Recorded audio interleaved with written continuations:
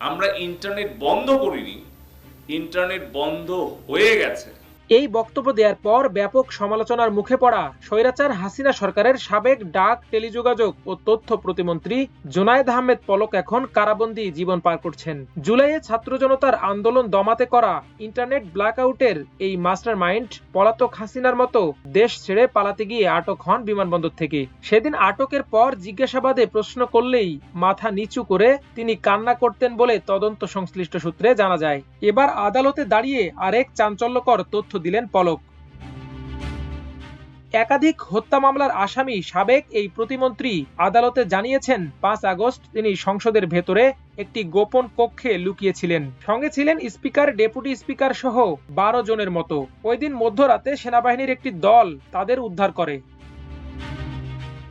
বুধবার ঢাকার chief metropolitan magistrate CMM আদালতে পলক বলেছেন, গত 5 আগস্ট কোনো হত্যাকাণ্ডের সঙ্গে তিনি জড়িত ছিলেন না। সেদিন তিনি সংসদ ভবনে ছিলেন।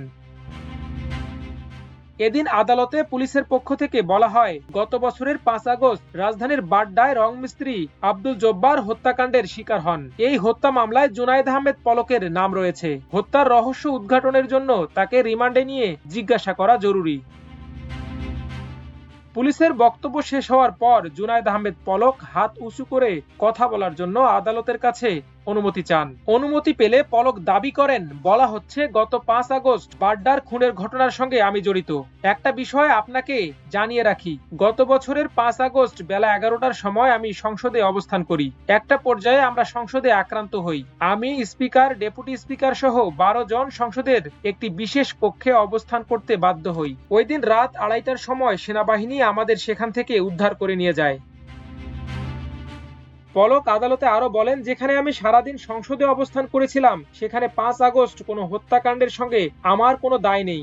ইতোমধ্যে আমার 86 দিনের রিমান্ড মঞ্জুর হয়েছে।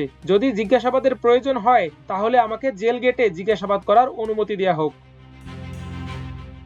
আদালতে পলকের বক্তব্যের বিরোধিতা করেন পিপি ফারুকি। তিনি আদালতকে বলেন, আমরা শুনিয়েছিলাম 5 আগস্ট সংসদে স্পিকার সহ বেশ কয়েকজন লুকিয়েছিলেন। আজ জুনায়েদ আহমেদ পলক সেই ঘটনা বললেন।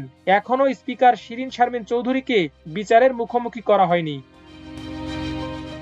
তিনি আরো বলেন, আমরা বারবারই বলছি, বৈষম্য বিরোধী ছাত্র জনতাকে যারা সরাসরি গুলি করে হত্যা করেছে তাদের যে শাস্তি, একই শাস্তি যারা এসব হত্যার ষড়যন্ত্রের সঙ্গে জড়িত ছিলেন। জুনায়েদ আহমেদ পলক এসব হত্যাকাণ্ডের ষড়যন্ত্রের সঙ্গে জড়িত। ছাত্র জনতার আন্দোলনের সময় যে কয়েকজন ফ্যাসিস্ট হাসিনার সঙ্গে মিটিং করেছেন তাদের মধ্যে অন্যতম হচ্ছেন এই জুনায়েদ আহমেদ পলক।